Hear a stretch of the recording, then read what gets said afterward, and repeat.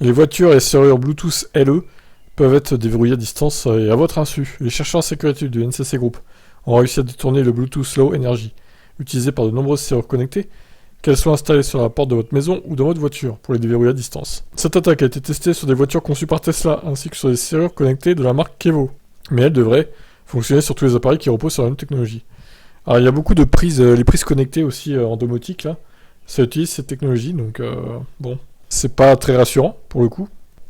Il ne s'agit pas d'une faille de sécurité dans le sens où le NCC Group n'a pas réussi à casser les protections et n'a pas remonté de vulnérabilité auprès du consortium qui gère une arme Bluetooth. Leur approche est une attaque par relais, où 2 attaquants sont nécessaires. Le premier se connecte avec un ordinateur ou smartphone qui a été configuré pour déverrouiller la serrure, ou ouvrir la voiture, et il reste à portée du Bluetooth.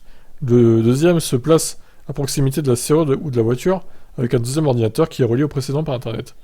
Les 2 ordinateurs font ainsi le pont entre le smartphone autorisé et l'appareil à déverrouiller, et la voiture ou la serrure connectée peuvent être ainsi ouvertes à l'insu du propriétaire.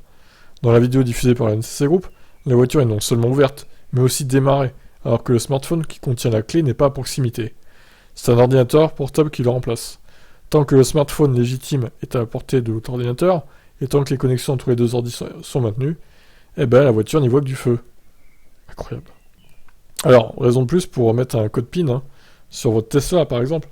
Les mecs qui font ça, ils pourront certes déverrouiller la voiture, mais ils pourront pas la démarrer, puisqu'ils n'auront pas le code PIN. Une attaque qui nécessite 2 acteurs est forcément moins dangereuse qu'une faille de sécurité au sens strict du terme, puisqu'il s'agit vraisemblablement d'une attaque ciblée. Les Tesla ne sont pas toutes menacées d'être ouvertes par n'importe qui. Il faut que le smartphone de chaque propriétaire soit visé et constamment relié à un appareil qui communique avec un deuxième appareil porté par le malandrin. On pourrait toutefois imaginer un scénario où un appareil autonome se connecterait au relais au smartphone d'un supermarché et où une personne pourrait tester les voitures sur le parking d'à côté, par exemple. Oh là là, oui. Les chercheurs en sécurité notent que le Bluetooth LE n'a pas été pensé pour cet usage sécurisé et que les mesures de sécurité habituellement en place, notamment sur la latence de la connexion, ont toutes été contournées par leurs preuves de concept. Ils proposent malgré tout plusieurs solutions pour limiter les risques. La première est de géolocaliser les smartphones pour s'assurer qu'il est bien physiquement à proximité de l'appareil qu'il doit ouvrir. C'est ce que Nuki a choisi pour ses serrures connectées par exemple. La connexion Bluetooth n'entre en action que si le smartphone est localisé à proximité du domicile. Cette idée ne fonctionne pas très bien en revanche pour une voiture qui pourrait être garée dans un parking souterrain sans accès au réseau et sans couverture GPS. Ouais, effectivement. Les auteurs de l'étude suggèrent alors 2 autres pistes.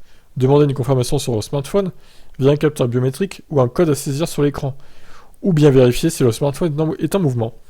La première est la plus sécurisée naturellement, mais elle se fera au détriment du confort quotidien. Pour reprendre l'exemple de Tesla, on peut ouvrir la voiture en gardant le smartphone dans sa poche et ce serait nettement moins pratique de devoir le sortir à chaque fois. Exploiter l'accéléromètre présent dans tous les smartphones est une bonne idée, même si on peut imaginer qu'elle pourrait être aussi détournée.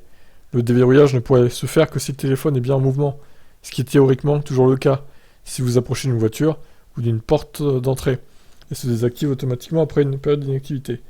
C'est d'ailleurs ce que fait Kevo, mais uniquement sur les iPhones et pas les terminaux Android pour le moment. Le déverrouillage de la serrure connectée est désactivé dès que le smartphone est resté statique pendant 30 secondes. Les chercheurs ont utilisé Tesla et Kevo en guise d'exemple, mais ils rappellent que cette attaque ne se limite pas à ces 2 entreprises. Elle est liée au fonctionnement du Bluetooth LE et concerne des milliers d'appareils en circulation, même si des mesures peuvent être envisagées pour limiter les risques. Cette norme sans fil est peut-être pas la meilleure option pour ce type d'usage. C'est sans doute pour cette raison qu'Apple a opté pour le NFC et la puce U1 pour des fonctions clés de maison et clés de voiture intégrées à iOS. Petite vidéo, je sais pas trop ce que c'est. Il n'y a pas de son, d'accord. Bon, très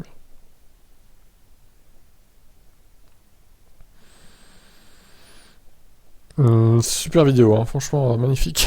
Un mec qui rentre dans cette Tesla, c'est super. On adore. Bon bref, voilà une petite faille qui n'en est pas vraiment une, c'est une technique, si on peut dire ça comme ça. Bon la protection ultime, c'est le code PIN. Pour moi c'est ça. Voilà, vous en pensez quoi vous de cette histoire? Ciao ciao.